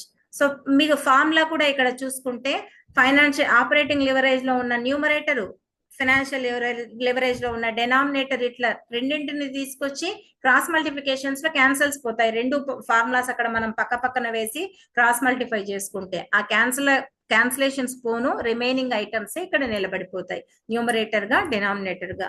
ఇప్పుడు సపోజ్ మనం చిన్న ఎగ్జాంపుల్ చూస్తే ఇక్కడ కాంట్రిబ్యూషన్ అనేది ఎక్కడ ఉంది? మా operating degree of operating leverage లో న్యూమరేటర్ గా ఉంది కాంట్రిబ్యూషన్ డివైడెడ్ బై ఈబిఐటి అని. అలాగే ఫైనాన్షియల్ లివరేజ్ లో ఈబిటి అని మనం చూసాం కదా ఇందాక, ఈబిఐటి డివైడెడ్ బై ఈబిటి. ఆ ఈబిటి ఎలా వచ్చింది? ఈబిఐటి నుంచి మైనస్ ఐని తీసేస్తే, సారీ అమ్మా ఇక్కడ టీ పడింది, ఇది టీ కాదు ఐ. మీరు ఒక్కసారి దాంట్లో కూడా స్లైడ్స్ లో కూడా చేంజ్ చేసుకోండి. ఈబిఐటి నుంచి మైనస్ ఐ తీసేస్తే ఐ, ఇక్కడ ఐ క్యాన్సిల్ అయిపోతుంది, మిగిలేదేంటి? టీ. అక్కడ దాన్ని సమ్మరైజ్ చేసి ఇచ్చాను, ఇక్కడ ఈబిఐటిని ఎక్స్పాండ్ చేసి ఇచ్చున్నాము. కాంట్రిబ్యూషన్ అనేది ఆపరేటింగ్ లివరేజ్ నుంచి వచ్చింది. ఈబిఐటి నుంచి ఐ తీసేస్తే మిగిలేది ఏంటి? ఈబిటి. ఈ ఈబిటి అనేది దేని నుంచి వచ్చింది? ఫైనాన్షియల్ లివరేజ్ నుంచి వచ్చింది.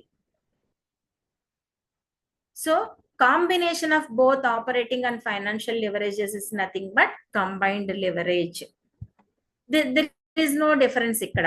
దాన్ని దీన్ని తీసుకొచ్చి క్రాస్ మల్టిఫై చేసుకుంటాం. This is about leverage analysis. Now coming to the cost of capital, miss అయింది.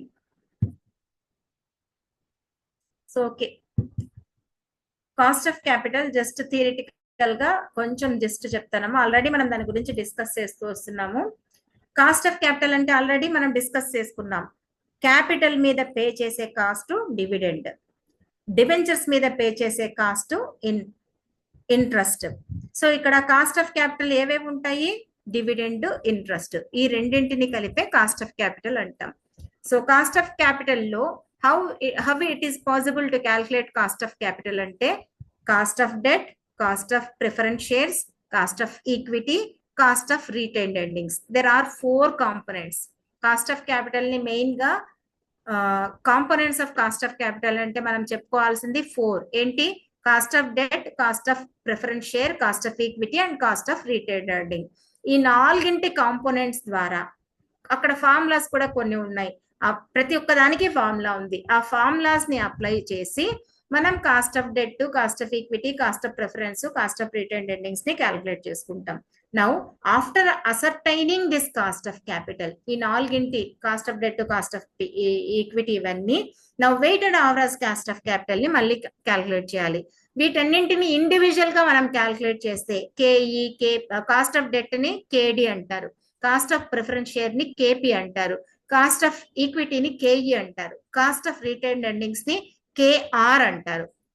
వీటన్నింటిని ఇండివిజువల్ గా మనం క్యాల్కులేట్ చేసుకుంటూ వెళ్తే దానికి కామన్ టర్మినాలజీ ఒకటి ఉంది, స్పెసిఫిక్ కాస్ట్ ఆఫ్ క్యాపిటల్. అంటే టోటల్ కాస్ట్ ఆఫ్ క్యాపిటల్ ని 2 బ్రాడ్ హెడ్స్ గా డివైడ్ చేస్తే one is specific cost of capital, another one is weighted cost of capital. Now ఇప్పుడు స్పెసిఫిక్ కాస్ట్ ఆఫ్ క్యాపిటల్ అంటే problem లో ఇందాక మనం డిబెంచర్స్ అనుకున్నాం కదా, 10 years debentures, value 1000 rupees, redeemed 14% అంటారు. అంటే 10 years అంటున్నారంటే 10 years కి మనం వాటిని రిడీమ్ చేస్తాం. 14% ఏంది? అక్కడ ఇంట్రెస్ట్ రేటు. వాల్యూ ఎంత? 10,000. ఇప్పుడు కాస్ట్ ఆఫ్ డెట్ ఎట్లా కనుక్కుంటాం మనము? ఆ 1000 మల్టిప్లైడ్ విత్ 14% వేస్తే ఎంత వస్తుంది మనకి? కేడి 14 రూపీస్. సో అక్కడ ఇంట్రెస్ట్ ఎంత? 14 రూపీస్. సో పర్ యానం కి 14 రూపీస్ మనం డెట్ గా పే చేయాలి. అలాగే ప్రతి ఒక్క దానికి ఫార్ములాస్ ఉన్నాయి. కేపీని కనుక్కోవడానికి ఫార్ములా ఉంది, కేఈని క్యాల్కులేట్ చేయడానికి ఫార్ములా ఉంది. ఈ ఫార్ములాస్ అన్నింటినీ ఇంప్లిమెంట్ చేసుకుంటూ ఒక్కొక్కటి స్పెసిఫిక్ గా కాదు కేడి ఎంత, కేఈ ఎంత అనేది మనం ఫైనలైజ్ చేసుకుంటాం. ఇలా ఇండివిజువల్ గా whenever we are able to identify the KE percentage, KD percentage, KP percentage, ఆ ప్రాసెస్ నే స్పెసిఫిక్ కాస్ట్ ఆఫ్ క్యాపిటల్ అంటారు. అంటే ప్రతి ఒక్కటి ఇప్పుడు మనం డెట్ గా రైజ్ చేస్తే ఎంత డెట్ ఛార్జ్, ప్రిఫరెన్స్ షేర్స్ ని రైజ్ చేస్తే ఎంత ప్రిఫరెన్స్ ఛార్జ్, డివిడెండ్స్ గా రైజ్ చేసుకుంటే డివిడెండ్ ఛార్జ్ ఎంత అనేది స్పెసిఫిక్ గా మనకు తెలుస్తుంది కదా ఒక్కొక్క item wise total capital structure లో. సో దట్ దాన్నే స్పెసిఫిక్ కాస్ట్ ఆఫ్ క్యాపిటల్ అంటారు. అదే యావరేజ్ కాస్ట్ ఆఫ్ క్యాపిటల్ అంటే వీటన్నింటిని యాడ్ చేస్తాం, K E plus K D plus K P plus K R, వీటన్నింటిని యాడ్ చేసి మల్టిప్లైడ్ విత్ వెయిట్స్ తో వాటిని మల్టిప్లైడ్ చేస్తే వచ్చేదే weighted average cost of capital. So ఇక్కడ total cost of capital may be divided into specific cost of capital and average cost of capital. ఈ average cost of capital ని in other sense called as overall cost of capital కానీ weighted average cost of capital కానీ use చేస్తారు. Overall అంటే ఏమని? అన్ని K E, KP, కేడి, KR అన్నింటినీ కలిపి కాస్ట్ ఆఫ్ క్యాపిటల్. అదే స్పెసిఫిక్ కాస్ట్ ఆఫ్ క్యాపిటల్ అంటే ఇండివిజువల్ గా కేఈ, కేడి, కేపి, కేఆర్ అని 2 గా డివైడ్ చేసాం. Specific, overall. స్పెసిఫిక్ అనేది ఇండివిజువల్ గా క్యాల్కులేట్ చేస్తాం. ఓవరాల్ లో అన్నింటిని ప్లస్ చేసుకుంటూ వెళ్ళి వెయిట్స్ తో మల్టిప్లై చేస్తే వచ్చేదే overall cost of capital. Slides దాని ఉండింటే మీకు నీట్ గా ఎక్స్ప్లెయిన్ చేసిండేదాన్నమ్మా. నెక్స్ట్ క్లాసెస్ లో దానికి కూడా ట్రై చేస్తాను కాస్ట్ ఆఫ్ క్యాపిటల్ ని చెప్పడానికి. నౌ అది ఎలా మిస్ అయిందో నేను కూడా అబ్జర్వ్ చేయలేదు, ఉన్నాయా లేదా. Now coming to the dividend decision. Third important decision ఏంటి మనకి? ఆల్రెడీ టైమ్ ఈజ్ ఓవర్, కానీ స్లైడ్స్ ఒక్క నిమిషం అమ్మా.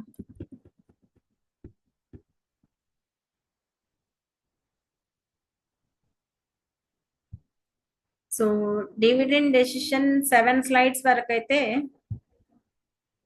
ఇంకా 7 స్లైడ్స్ ఉన్నాయి డివిడెండ్ కాన్సెప్ట్ కంప్లీట్ అవ్వడానికి. Narayana, madam. So now coming to the decision ఏంటి? Dividend decision. డివిడెండ్ డెసిషన్ అంటే, డివిడెండ్ అంటే ఏంటి? ఫస్ట్ పోర్షన్ ఆఫ్ ప్రాఫిట్ ఎవరికి పే చేస్తాం? షేర్ హోల్డర్స్ కి. షేర్ హోల్డర్స్ కి పే చేసే ప్రాఫిట్ అమౌంట్ నే డివిడెండ్ అంటాము. ఆ డివిడెండ్ ఎలా వస్తుంది మనకి? మనం ఎర్న్ చేయే ప్రాఫిటబిలిటీ నుంచి after meeting all the expenditure, rest of the surplus amount at last after payment of interest, after payment of remaining expenditure, tax, everything, last లో మిగిలే amount, profitability amount dividend. That's why dividend is the portion of earnings available to ఎవరికి? Equity share holders. Preference dividend share holders కి కూడా pay చేస్తాము, కానీ preference share holder కి per share కింద అని ముందుగానే ప్రీఫిక్స్ అయి ఉంటుంది వాళ్ళ డివిడెండ్. బట్ చివరిగా ఎంత ఇంక్రీజ్డ్ ప్రాఫిట్స్ ఉంటే ఆ ఇంక్రీజ్డ్ ప్రాఫిట్స్ అందరినీ ఎంజాయ్ చేసే రైట్ ఉండేది ఒక్క ఈక్విటీ షేర్ హోల్డర్ కి మాత్రమే. So that portion of earnings available to equity share holders that are equally distributed among the equity share holders. 50,000 మిగిలితే 50,000 ఈక్విటీ ఈక్వల్ గా డిస్ట్రిబ్యూట్ చేస్తారు. 2 lakhs మిగిలితే 2 lakhs ని ఈక్వల్ గా ఈక్విటీ షేర్ హోల్డర్స్ అంతా distribute చేసుకుంటారు. Total surplus amount of profit divided by number of equity share holders వేస్తే EPS వస్తుంది. ఆ ఈపీఎస్ ఇక్కడ dividend. The term dividend refers to the portion of companies net earnings which is to be paid out to the equity shareholders. ఇదంతా repetitive గా ఉంటుందమ్మా. Same dividend decision effects the value of the firm. ఈ dividend decision అనేది మనం బాగా ఎక్కువ dividends pay చేస్తూ ఉంటే ఎక్కువ మంది investors come forward to invest in our business. ఎలా ఎప్పుడైతే కాంపిటీషన్ అనేది వస్తుందో among the investors, then the value of the firm అనేది ఇంక్రీజ్ అవుతుంది. So value of the firm ని డివిడెండ్ డెసిషన్ అనేది ఇన్ఫ్లుయెన్స్ చేస్తుంది. Now determination of portion of EPS is to be declared as the dividend per share. EPS ఎంత అనేది మనకు తెలిస్తే ఈజీగా పర్ షేర్ కి ఎంత డివిడెండ్ వాళ్ళకి పే చేస్తున్నాం అనేది మనం చెప్పొచ్చు. And whether to distribute all profits or a portion of profit and retain the balance with it. ఇక్కడ డివిడెండ్ డెసిషన్ అనేది మనం ఏం చేస్తాం? ఇక్కడ డివిడెండ్ కి సంబంధించి, డివిడెండ్ అంటే it is nothing but the surplus amount of profit which is eligible to distribute among the share holders, equity share holders అని ఇందాక అనుకున్నాం. ఈ ప్రాఫిట్ నుంచి 50,000 ప్రాఫిట్ వచ్చినా అందరికీ డిస్ట్రిబ్యూట్ చేసుకుంటారు equity share holders. 2 lakhs profit వచ్చినా అందరూ డిస్ట్రిబ్యూట్ చేసుకుంటారు. నెక్స్ట్ ఇయర్ ఏదైనా ఫర్మ్ లో అన్ఎక్స్పెక్టెడ్ లాస్ రైజ్ అయింది, ఆ లాస్ ఎక్కడి నుంచి బేర్ చేయాలి? వన్స్ మనం ప్రాఫిట్ వచ్చిందని తీసుకుని కార్ కొనుక్కోవడమో ఇంకోటో ఎంజాయ్ చేసేస్తాం. మళ్ళీ నెక్స్ట్ ఇయర్ లాస్ వచ్చినప్పుడు ఎవరు ఆ లాస్ ని ఎంజాయ్ చేసే వాళ్ళు? ఈక్విటీ షేర్ హోల్డర్స్ ఎంజాయ్ చేయాలి. ఎలా చేస్తారు? మళ్ళీ లాస్ వచ్చింది కదా అని వాళ్ళు ఏమైనా రీపే చేస్తారా? తీసుకున్న ప్రాఫిట్ ని రీపే చెయ్యరు. ఉన్న అసెట్ ని సేల్ చేసుకోను, సమ్ హౌస్ దే మేనేజ్, లేక ఇంకా చోట ఎక్కడైనా అప్పుగా తెచ్చుకోను, ఇలా వాళ్ళు దాన్ని ట్రీట్ చేయాల్సి వస్తుంది ఆ లాస్ ని. సో దట్ ప్రాఫిట్ వచ్చినప్పుడు తీసుకున్నంత హ్యాపీగా లాస్ వచ్చినప్పుడు దాన్ని రీపే చేయరు. ఎంత లాస్ వచ్చిందో అంత అమౌంట్ వాళ్ళు రీప్లేస్ చేయరు. దట్స్ వై డెసిషన్ అనేది ఇంపార్టెంట్ గా తీసుకోవాలి financial manager, dividend decision point of view.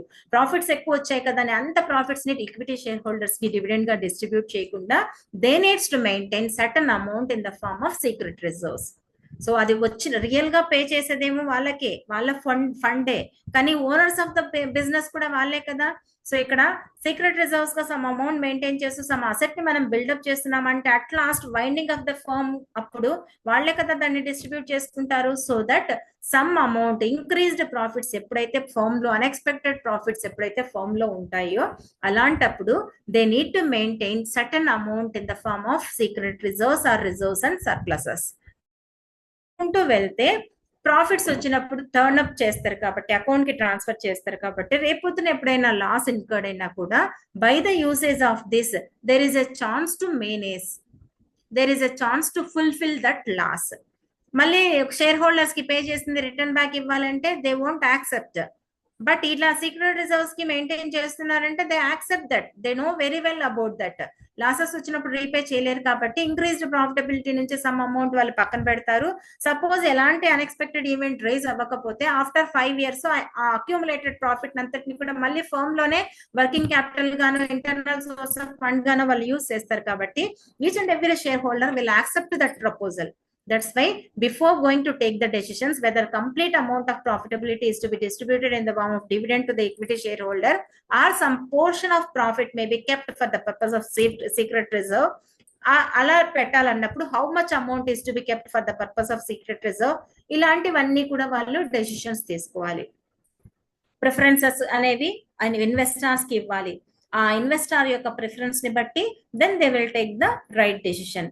ఇక్కడ dividend decision has a strong influence on the market price of the share. ఈ డివిడెండ్ డెసిషన్ ని బేస్ చేసుకునే మార్కెట్, ఇందాక స్లైడ్ లో ఇది డిస్కస్ చేసామా, మార్కెట్ షేర్ అంటే వాల్యూ ఆఫ్ ద ఫర్మ్ అనేది డిఫైన్ అయి ఉంటుంది. Dividend policy is to be determine in terms of its impact on share holders value. Share holder value increase, dividend policy, ఇప్పుడు మనం స్ట్రిక్ట్ డివిడెండ్ పాలసీని, stable dividend పాలసీని follow అవుతున్నాం. అంటే profits పెరిగినా తగ్గినా మేము పే చేసే ప్రాఫిట్ మాత్రం ఒకటే అని స్టేబుల్ గా ఫాలో అవుతాం. అలా స్టేబుల్ డివిడెండ్ పాలసీని ఫాలో అయినప్పుడు షేర్ హోల్డర్స్ అనే వాళ్ళు కొన్నిసార్లు ఇంట్రెస్ట్ చూపిస్తారు, కొన్నిసార్లు ఇంట్రెస్ట్ చూపించరు. వాళ్ళ షేర్ హోల్డర్స్ వాల్యూ అనేది చేంజ్ అవ్వదు, పెరగదు, తగ్గదు. సమ్ టైమ్స్ ఇంక్రీజ్డ్ డివిడెండ్ పాలసీని మనం ఫాలో అయితే depending on the share holder value కూడా, షేర్స్ వాల్యూ కూడా పెరుగుతుంది. అలా ఈ డివిడెండ్ పాలసీ అనేది షేర్ హోల్డర్ వాల్యూని ఎఫెక్ట్ చేస్తుంది అని చెప్తున్నారు ఇక్కడ. Now coming to the various types of dividends అన్న, ఫార్మ్స్ ఆఫ్ డివిడెండ్స్ అన్న సేమ్. సో ఇక్కడ before going to pay the dividends different types గా వాటిని డివైడ్ చేసి ఉంటారు. ఇవన్నీ కూడా ముందే డెసిషన్స్ తీసుకుంటారు, ఎప్పుడు ఎలాంటి సిచ్యుయేషన్స్ లో ఏ టైప్ ఆఫ్ డివిడెండ్ ని వాళ్ళు అనౌన్స్ చేయాలి అనేది. First thing is cash dividend. Companies ఇక్కడ డివిడెండ్ ఎలా పే చేస్తాయిమా, క్యాష్ ఫామ్ లో పే చేస్తాయి. Based on the acceptance of the investors వాళ్ళు క్యాష్ ని ప్రిఫర్ చేస్తే క్యాష్ డివిడెండ్ ని పే చేస్తారు. Some times at the time of issuing మేము క్యాష్ డివిడెండ్ పే చేయము, స్క్రిప్ట్ డివిడెండ్ ఇంత పే చేస్తామని వాళ్ళు మెన్షన్ చేసింటారు. అలా మెన్షన్ చేసినప్పుడు ది స్క్రిప్ట్ డివిడెండ్ అంటే మీనింగ్ ఏంటి, these are to be issued transferable promissory notes for a shorter maturity period. అంటే తక్కువ మెచ్యూరిటీ పీరియడ్ తో ఈ ట్రాన్స్ఫరబుల్ ప్రామిసరీ నోట్స్ ని వాళ్ళకి ఇస్తారు. అంటే క్యాష్ ఇవ్వకుండా ఇన్స్టెడ్ ఆఫ్ క్యాష్ ఈ ప్రామిసరీ నోట్స్ ని వాళ్ళకి పే చేస్తారు, ప్రామిసరీ నోట్స్ ని అసైన్ చేస్తారు, ఇష్యూ చేస్తారు. అలాంటి దాన్ని స్క్రిప్ట్ డివిడెండ్ అంటారు. అంటే ఇన్స్టెడ్ ఆఫ్ క్యాష్ ఒక నోట్ ని వాళ్ళకి ఇస్తూ ఆ నోట్ మీద మెన్షన్ చేస్తారు worth of the value of the dividend ని, దాని మీద మెన్షన్ చేసి షార్టర్ మెచ్యూరిటీ పీరియడ్ తోనే దాన్ని క్రియేట్ చేసి వాళ్ళు ఇస్తారు. And the next one is bond dividend. Bond dividend అంటే లాంగర్ మెచ్యూరిటీ పీరియడ్ తో స్క్రిప్ట్ డివిడెండ్ లాగానే, స్క్రిప్ట్ డివిడెండ్ అయితే షార్టర్ మెచ్యూరిటీ పీరియడ్ మెన్షన్ చేసి ఒక బాండ్ ని వాళ్ళకి హ్యాండ్ ఓవర్ చేస్తారు, ఒక ప్రామిసరీ నోట్ ని. అదే బాండ్ డివిడెండ్ లో లాంగర్ మెచ్యూరిటీ పీరియడ్ అంటే 3 years కో 5 years కో దాని మీద మెన్షన్ చేస్తూ డివిడెండ్ అమౌంట్ వర్త్ ఎంతైతే ఉంటుందో ఆ వర్త్ ని మెన్షన్ చేసి ఇష్యూ చేస్తారు. That is bond dividend. Property dividend, some times property form లో డివిడెండ్ ని పే చేస్తారు. ఒక ఇన్వెస్టర్స్ అనే వాళ్ళు హ్యూజ్ అమౌంట్ ని వాళ్ళు ఇన్వెస్ట్ చేసి నెంబర్ ఆఫ్ షేర్స్ ఎక్కువగా ఉన్నప్పుడు instead of payment of cash to them ఒక అసెట్ ని వాళ్ళు ఇష్యూ చేస్తారు. ఇప్పుడు మనకి చాలా మంది సాఫ్ట్వేర్ ఇంజనీర్స్ మీరు కంపెనీస్ లో వర్క్ చేసేటప్పుడు షేర్స్ నే వాళ్ళు డివిడెండ్ గా ఇస్తూ ఉంటారు. ఎవ్రీ ఇయర్ షేర్స్ ని, అంటే వాళ్ళ సాలరీస్ తో పాటు అడిషనల్ గా వాళ్ళకి షేర్స్ ని ఇష్యూ చేస్తూ ఉంటారు. అంటే they will become as the share holders in that company. అలా ఎందుకు ఇష్యూ చేస్తుంటారు, once they will become the share holders in that loyalty అనేది పెరుగుతుంది. అందులో వర్క్ చేసేటప్పుడు లాయల్టీ, జెన్యూనిటీ, ప్రాంప్ట్నెస్ తో వాళ్ళు వర్క్ చేస్తారు కాబట్టి వాళ్ళని అంటే ఓనర్షిప్ లో వాళ్ళని పార్ట్ గా తీసుకుంటారు. అది depending on the terms and conditions of the companies ఉంటాయిలేండి. ఇక్కడ ప్రాపర్టీ డివిడెండ్ అంటే ప్రాపర్టీ ఫామ్ లో డివిడెండ్ పే చేస్తారు. అంటే వాళ్ళకి ఎంతైతే డివిడెండ్ అమౌంట్ పోతుందో ఆ వర్త్ ఆఫ్ అమౌంట్ ని ప్రాపర్టీ ఫామ్ లో ఇష్యూ చేస్తారు. నెక్స్ట్ స్టాక్ డివిడెండ్ అంటే షేర్స్ ని అడిషనల్ గా ఇప్పుడు చెప్పిన ఎగ్జాంపుల్ షేర్స్ ని అంటే ఫస్ట్ ఆల్రెడీ వాళ్ళకి ఒక 5,000 షేర్స్ ఉంటాయి ఒక ఇన్వెస్టర్ కి. ఆ 5,000 షేర్స్ మీద వాళ్ళకి ఒక 1 lakh amount of dividend pay చేయాల్సి ఉంటుంది. ఆ 1 lakh amount divided by share value ఎంతనో వేస్తే నెంబర్ ఆఫ్ షేర్స్ ఎన్నో వాళ్ళకి తెలుస్తాయి. అన్ని షేర్స్ ని వాళ్ళకి అడిషనల్ గా వాళ్ళ అకౌంట్ లో వేస్తారు. నా సపోజ్ ఒక 500 షేర్స్ అనుకుందాం, 1 lakh amount of worth shares. So 5,000 already previous ఉన్నాయి. అడిషనల్ గా స్టాక్ డివిడెండ్ గా ఎంత ఇస్తున్నారు? 500 షేర్స్ ఇస్తున్నారు. సో నా టోటల్ షేర్స్ ఎన్ని ఉంటాయి ఆ పర్సన్ కి? 5,500 షేర్స్ ఉంటాయి. సో అలా స్టాక్ డివిడెండ్ లో షేర్స్ నే అడిషనల్ షేర్స్ ని డివిడెండ్ గా అనౌన్స్ చేస్తారు. నా బోనస్ డివిడెండ్, ఇక్కడ బోనస్ షేర్స్ గా బోనస్ డివిడెండ్ ఇస్తారు. అంటే ఆల్రెడీ డివిడెండ్ వాళ్ళు తీసుకుంటూ ఉంటారు రొటీన్ గా వచ్చే ప్రాఫిట్స్ నుంచి. అడిషనల్ గా ఫర్మ్ లో ప్రాఫిటబిలిటీ స్టేటస్ బాగా ఉంటే ఆ ఇంక్రీజ్డ్ ప్రాఫిటబిలిటీని యాజ్ ఇట్ ఈస్ అలాగే మనం డివిడెండ్ గా పే చేస్తే దానికి పెద్ద వాళ్ళు దానికి అంటే హ్యాపీగా ఫీల్ అవ్వరు. అలా కాకుండా బోనస్ గా అడిషనల్ అమౌంట్ కదా ఇది, కంప్లీట్ గా వాళ్ళకి రావాల్సిన డివిడెండ్ కాకుండా అడిషనల్ గా వీళ్ళు పే చేస్తున్నారు. ఈ అడిషనల్ ప్రాఫిట్ ని క్యాష్ ఫామ్ లో ఇస్తే త్వరగా అది కంప్లీట్ అవుతుంది. గుర్తింపు అనేది ఐడెంటిటీ కూడా ఉండదు కాబట్టి బోనస్ షేర్స్ లో. అండ్ ఇంకొకటి కంపెనీ పాయింట్ ఆఫ్ వ్యూ కూడా థింక్ చేస్తారు. క్యాష్ ఫామ్ గా ఇచ్చేస్తే లిక్విడ్ క్యాష్ అవుట్ గోయింగ్ అయిపోతుంది కదా, వాళ్ళకి వెళ్ళిపోతుంది. సో మళ్ళీ లిక్విడేటివ్ క్యాష్ ఫామ్ లో ఉండాలంటే ఉండదు. సో దట్ మళ్ళీ క్యాష్ కోసం మళ్ళీ ఎక్కడికో వెళ్ళి షేర్స్ ని ఇష్యూ చేసి ఫండ్ రైజ్ చేసుకోవాలి. Instead of all this procedure ఉన్న అమౌంట్ ని by not issuing in the form of cash bonus shares అంటే బోనస్ డివిడెండ్ గా క్యాష్ ఇష్యూ చేయకుండా షేర్స్ నే ఎంతైతే అమౌంట్ ఉంటుందో వాళ్ళ బోనస్ డివిడెండ్ అమౌంట్ దానికి ఈక్వల్ నెంబర్ ఆఫ్ షేర్స్ ని వాళ్ళకి యాడ్ చేస్తే, ఉన్న ఎగ్జిస్టింగ్ షేర్స్ తో యాడ్ చేస్తే వాళ్ళకి బోనస్ షేర్స్ పెరిగిపోతాయి. ప్లస్ ఇక్కడ మనకి అమౌంట్ అనేది లిక్విడేటివ్ ఇన్ సెన్స్ లో ఉంటుంది కాబట్టి without hurting and without disturbing the capital of the firm there is a possibility to continue the productional or extensional activities of the business. This is about the forms of dividends. ఇందులో ఏమైనా మీకు doubts ఉంటే note చేసుకోండి, తర్వాత discuss చేద్దాం.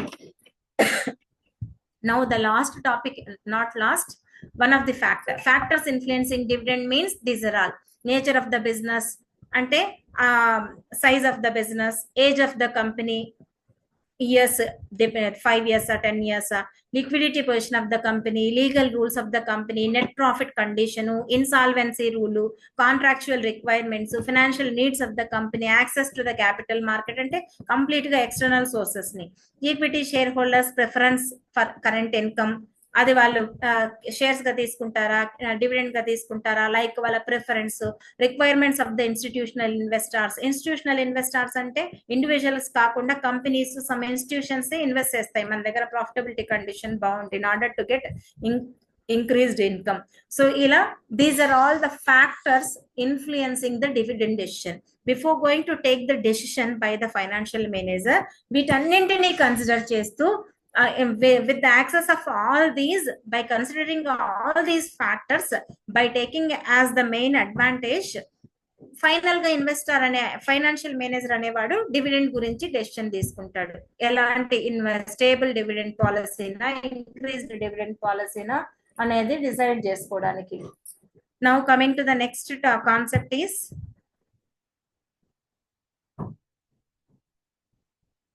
ఒక నిమిషం కనపడట్లేదు.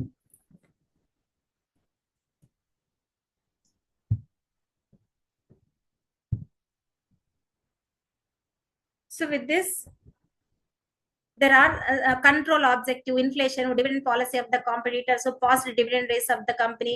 In addition to the points of the above factors influencing dividend decision, వీటిని కూడా తీసుకుంటారు. కంట్రోలింగ్ మెజర్మెంట్ ఒకటి, ఇన్ఫ్లేషనరీ సిచ్యుయేషన్స్ లో డివిడెండ్ షేర్ వాల్యూ పెరగడం తగ్గడం ఉంటుంది. Based on the dividend also can influence, profits also can influence. Dividend policy of the competitors stable కాకుండా increased dividend policy follow అయితే, మనం కాన్స్టెంట్ ఫాలో అయినప్పుడు మన ఫర్మ్ యొక్క షేర్స్ అనేవి వాల్యూ ఆఫ్ ద ఫర్మ్ అనేది ఇన్ఫ్లుయెన్స్ అవుతుంది. Past dividend of the rates ని కూడా కన్సిడర్ చేస్తూ ఫైనల్ గా డివిడెండ్ డెసిషన్ అనేది ఇన్వెస్టర్ తీసుకుంటాడు. In addition to all these, apart the above, there are some of the factors which influence the dividend policy of the firm. What are those అన్నప్పుడు trade cycles, corporate taxation policy, attitude of the investors, repayment of loan, ఇవన్నీ కూడా additional గా factors ని మనం consider చేస్తూ final గా dividend decision అనే దాన్ని ఫిక్సేషన్ చేసుకుంటాం. This is about the factors influencing dividend decision. Now coming to this theories of dividends. ఈ థియరీస్ ఆఫ్ డివిడెండ్స్ లో మనం మెయిన్ అబ్జర్వ్ చేయాల్సింది relevant theory, irrelevant theory. Relevant థియరీలోకి ఏవేవి వస్తాయి? వాల్టర్స్ మోడల్, గార్డన్స్ మోడల్, ఈ రెండు కూడా రిలవెంట్ థియరీలోకి వెళ్తాయి. ఇర్రిలవెంట్ థియరీలోకి వచ్చేది మోడిగ్లనీ అండ్ మిల్లర్. అక్కడ కూడా మోడిగ్లనీ అండ్ మిల్లర్ ఇర్రిలవెంట్ థియరీని, ఇక్కడ కూడా మోడిగ్లనీ అండ్ మిల్లర్ ఇర్రిలవెంట్ థియరీని. సో మీకు ఇందులో థియరీస్ ఆఫ్ డివిడెండ్ లో అడిగేది whether Walter's model is relevant థియరీనా ఇర్రిలవెంట్ థియరీనా అని అడుగుతారు. అలా అడిగినప్పుడు మీరు ఇక్కడ బేస్డ్ ఆన్ దిస్ అజంప్షన్స్ మీరు అంటే మార్క్ చేయాల్సి ఉంటుంది. సో ఫస్ట్ రిలవెంట్ థియరీ అంటే ఏంటో చూద్దాం. If the choice of the dividend policy affects the value of the firm, మనం తీసుకునే dividend policy value of the firm ని అఫెక్ట్ చేస్తే అది రిలవెంట్ థియరీ అవుతుంది. ఏమేమి అఫెక్ట్ చేస్తున్నాయి ఇక్కడ? వాల్టర్స్ మోడల్ ని ఎవరు పర్ఫార్మ్ చేశారు? మా ఇక్కడ ప్రొఫెసర్ జేమ్స్ ఈ వాల్టర్. అతని ఫుల్ నేమ్ కూడా కొన్నిసార్లు మీకు బిట్ అడుగుతారు. వాల్టర్ నేమ్ ని ముందర ఉన్న ఈ అబ్రివేషన్స్ అన్ని కూడా అడుగుతారు. అంటే full form of name professor James E Walter. ఇది గుర్తు పెట్టుకోండి. ఈ professor James E Walter argues that choice of the dividend payout ratio almost always affects the value of the firm. అంటే వాల్టర్స్ మోడల్ ప్రకారము డివిడెండ్ పేఅవుట్ రేషియో అనేది ఎప్పుడు కూడా value of the firm ని ఎఫెక్ట్ చేస్తుంది.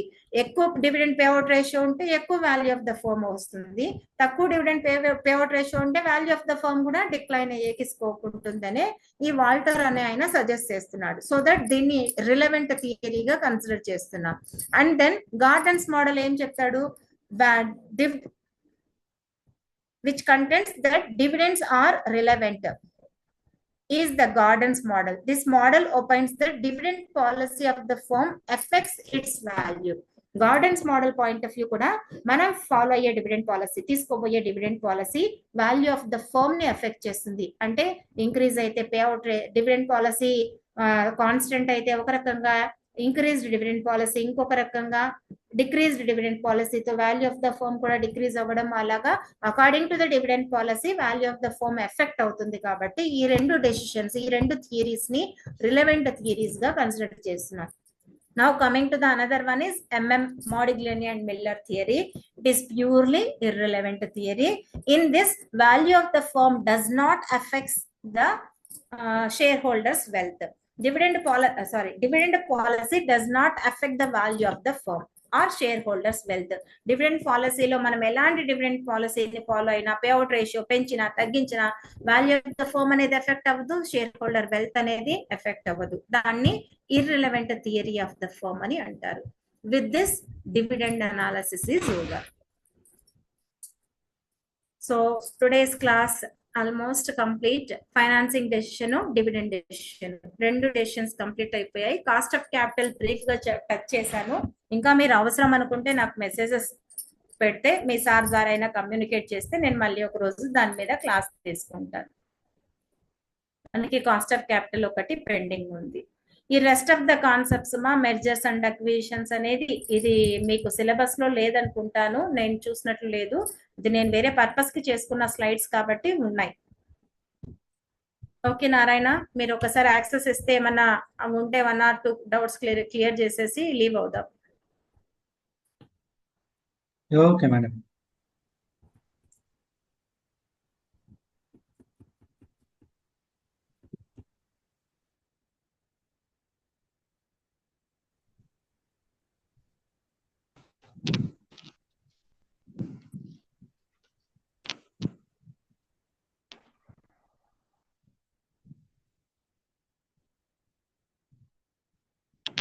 హలో మేడం మ్యూట్ లో ఉన్నారు. Hello